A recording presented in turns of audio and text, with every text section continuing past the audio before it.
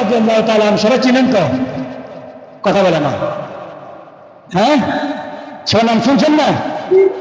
মুহাম্মদুর রাসূলুল্লাহ সাল্লাল্লাহু আলাইহি ওয়াসাল্লামের পরে যিনি ছিলেন খলিফা, সবচেয়ে কাছের মানুষ ছিলেন আমাদের মুহাম্মদুর রাসূলুল্লাহ সাল্লাল্লাহু আলাইহি ওয়াসাল্লামের। আবু বকর রাদিয়াল্লাহু তাআলা কেমন মানুষ ছিলেন? আবু বকর রাদিয়াল্লাহু তাআলা দুনিয়ার ভিতরে সবচেয়ে নরম মানুষ ছিলেন। কি ছিলেন?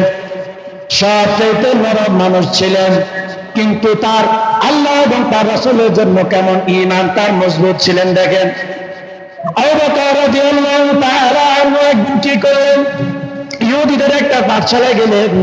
এরকম এখানে আলোচনা চলতেছিল।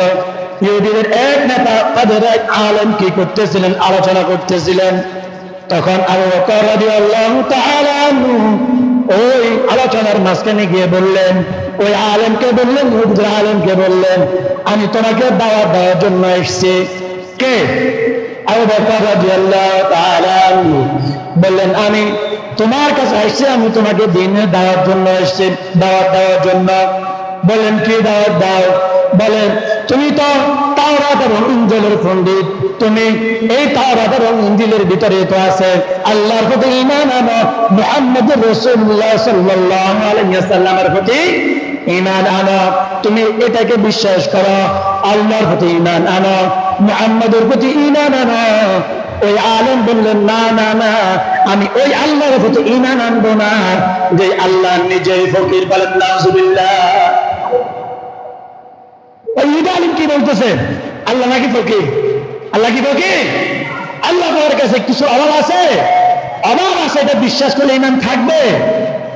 এই কথা বলার সাথে সাথে আবু বকর রাদিয়াল্লাহু তাআলা এটা চিন্তা করলেন না যে এত বড় একটা মজলিসে যে সবাই তো ইহুদি নাসারা কাফের, আমি যদি তাদের নেতাকে যদি একটা থাপ্পড় দিই তাহলে তো আমার একটা মেয়ের আমার নিচে পড়বে না, এটা চিন্তা করলেন না। আবু বকর রাদিয়াল্লাহু তাআলা কি করলেন, ওই নেতাকে একটা থাপ্পড় দিয়ে দিলেন। সুবহানাল্লাহ। কি কথা বলার কারণে? অর্থাৎ আল্লাহ তাদের বিরুদ্ধে কথা বলার কারণে। এটা বলার সাথে সাথে আবু বকর রাদিয়াল্লাহু তাআলা কয়েকটা থাপ্পড় দিয়ে দিলেন। এখানে ক্ষেত্র হন নাই, এখানে ঠান্ডা হন নাই, বলতেছেন আমার নবী এবং তোমাদের ভিতরে যদি চুক্তি না থাকতো তাহলে আমি তোমার গর্দান থেকে তোমার কল্লাকে আলাদা করে দিতাম। সুবহানাল্লাহ। কেমন ঈমান ছিলেন আবু বকর রাদিয়াল্লাহু তাআলা? কেমন লোক ছিলেন? আর হাম ছিলেন, খুবই নরম মনের মানুষ ছিলেন।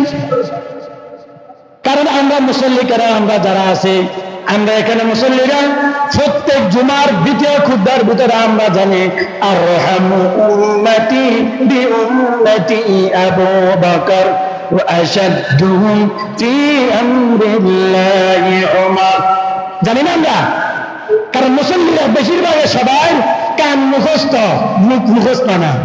তারা কানে হাফেজ, মুখে হাফেজ না। যদি আমি খতিব সাহেব যদি আজকে এখানে দাঁড়ায়, যদি ওই খুতবাটা যদি একটু ভুল করে, সবাই বলবেন হুজুর আপনি তো মুখস্থ, আপনি তো ভুল করতেছেন। এটা বলতে পারবেন। যদি বলি আপনারা বলেন, সেটা পারবেন না। কারণ আপনাদের কান হাফেজ, মুখ হাফেজ না। কান হাফেজ, মুখ হাফেজ না। নবী করিম সাল্লাল্লাহু আলাইহি ওয়াসাল্লামের কাছে ওই নেতা যখন বিচার হয়ে গেলেন, কার বিরুদ্ধে? কথা বলে না। কার বিরুদ্ধে? আবু বকর রাদিয়াল্লাহু তাআলার বিরুদ্ধে যখন নিয়ে গেলেন, নবী করিম সাল্লাল্লাহু আলাইহি ওয়াসাল্লামের কাছে যাওয়ার আগে ওই নেতা চিন্তা করলেন, ওই ইহুদিদের আলেম চিন্তা করলেন, বর্তমান দুনিয়ার ভিতরে মুসলমানদের ভিতরে সবচেয়ে উপরে হচ্ছে যে মুহাম্মদুর রাসূলুল্লাহ সাল্লাল্লাহু আলাইহি ওয়াসাল্লাম, তারপরে হচ্ছে আবু বকর।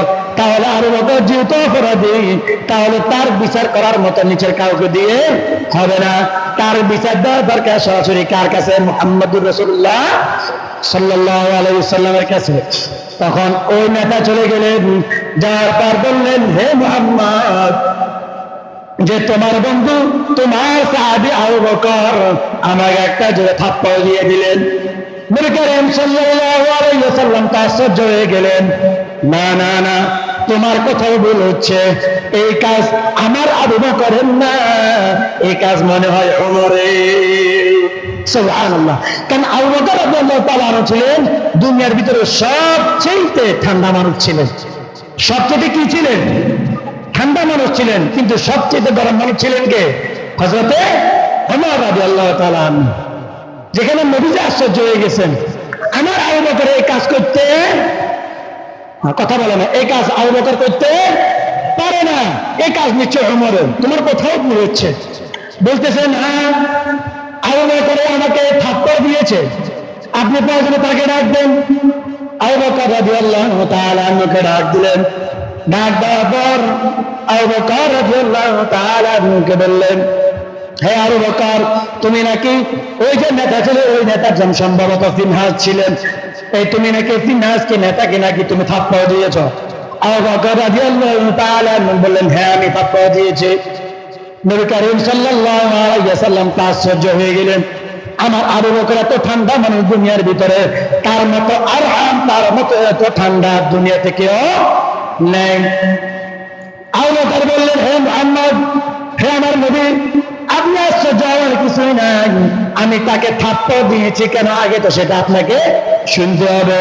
আমি তাকে থাপ্পড় দিয়েছি এই জন্য, কারণ এই ফিনহাস, এই নেতা আমার আল্লাহ পাক রব্বুল আলামিনের সম্পর্কে যে মন্তব্যটা করেছে, আমি আপনাকে সেটা শুনে বয়ান করে, যে ব্যক্তি আসামি, ওই ব্যক্তি যদি, ওই ব্যক্তির বিরোধী দলে যদি ফাঁসাফাঁসি করে, ওই সামনাসামনি হলে তার সাথে কিরকমটা মুসরটা দেন।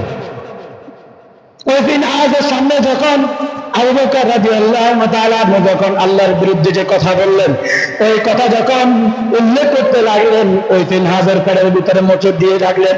ওই দিন তার মনে তার মুখে মুখে আল্লাহ বিল্লাহ যা কিছু বলা দরকার বাঁচার জন্য তা কিছুই ঘটতেছে। সুবহানাল্লাহ। কার ভয়ে? আল্লাহর ভয়ে। কার ভয়ে? আল্লাহর ভয়ে। তখন আবু বকর রাদিয়াল্লাহু তাআলা বললেন, এই ফিনহাস আল্লাহ পাক রব্বুল আলামিনকে ফকির বললেন। কি বললেন? ফকির বললেন, আমি এই কারণে আমি ওই ফিনহাসকে থাপ্পড় দিয়েছি, আমি এটাই বলেছি, ফিনহাস আমার নবীর ভিতরে যদি তোমাদের সাথে যদি চুক্তি না থাকতো, আমি আবু বকর তোমার গর্দান ফেলে দিতাম। সুবহানাল্লাহ। আশ্চর্য কথা এটা। ইমানদার কখনো আল্লাহ এবং আল্লাহ রাসূলের বিরুদ্ধে যদি কোনো কথা বলা হয়, কোন ইমানদার ঘরে বসে থাকতে পারে না। কোন ইমানদার বসে থাকতে পারে না। ঘরে বসে থাকা সম্ভব? কোন ইমানদার ঘরে বসে থাকতে পারে না। এখন ফিনহাস বললেন, আমি এই কথা বলি নাই। ওই যে ইহুদির যে নেতা, সে কি গেলেন? অস্বীকার গেলেন। এখন নবী করিম সাল্লাল্লাহু আলাইহি ওয়াসাল্লাম তো গায়েব জানেন না, তিনি চিন্তায় পড়ে গেলেন, কিরে এখন আমি কি বিচারটাই করি? আল্লাহ পাক রব্বুল আলামিনের বন্ধু কখনো অপমানিত হন, সেটা তিনি চান না। তখন সাথে সাথে জিবরাইল আলাইহিস সালাম নিয়ে আসলেন, বললেন, হে আল্লাহর বন্ধু, আপনি চিন্তা করার কোনো কারণ নাই, কারণ আপনার যে বন্ধু, আপনার সাহাবী আবু বকর যে থাপ্পড় দিয়েছেন, কেন দিয়েছেন এটা শুধু আবু বকর দেখেন নাই, এটা সরাসরি আল্লাহ পাক রব্বুল আলামিন দেখেছে। সুবহানাল্লাহ। তাহলে কেমন ঈমান ছিলেন? কারণ আল্লাহ পাক রব্বুল আলামিনের বিরুদ্ধে যখন কথা বলেছেন, তখন আর আবু বকর রাদিয়াল্লাহু তাআলা আনহু আর আরহাম থাকতে পারেন না, তিনি আসাদ হয়ে গেলেন। বলেন না সুবহানাল্লাহ। কেন? তাদের ঈমান কেন মজবুত ছিলেন? আল্লাহর বিরুদ্ধে কথা বলা, নবীর বিরুদ্ধে কথা বলা, তাদের কখনো ঈমানের জজবার ভিতরে সেটা সহ্য হয় নাই। কিন্তু আফসোস, আজকে আমাদের দুনিয়ার ভিতরে দেখা যায়, যদি আল্লাহ এবং আল্লাহ রাসূলের বিরুদ্ধে কোনো কথা বলা হয়, যদি কোনো উলামায়ে কেরাম, যদি কোনো খাঁটি মুসলমান যদি এর বিরুদ্ধে কোনো কথা বলতে যায়, এটার বিরুদ্ধে লোক আমরা মুসলমান দাঁড়ায় কি দাঁড়ায় না? নাউযুবিল্লাহ। তাহলে তারা কি ঈমানদার লোক নাকি ঈমান সীমা লঙ্ঘনকারী লোক? ধরে বলেন, ঈমান সীমা লঙ্ঘনকারী লোক না? কেমন লোক ছিলেন সাহাবায়ে কেরামদের? ঈমান কেন মজবুত ছিলেন? আবু বকর রাদিয়াল্লাহু তাআলা আনহু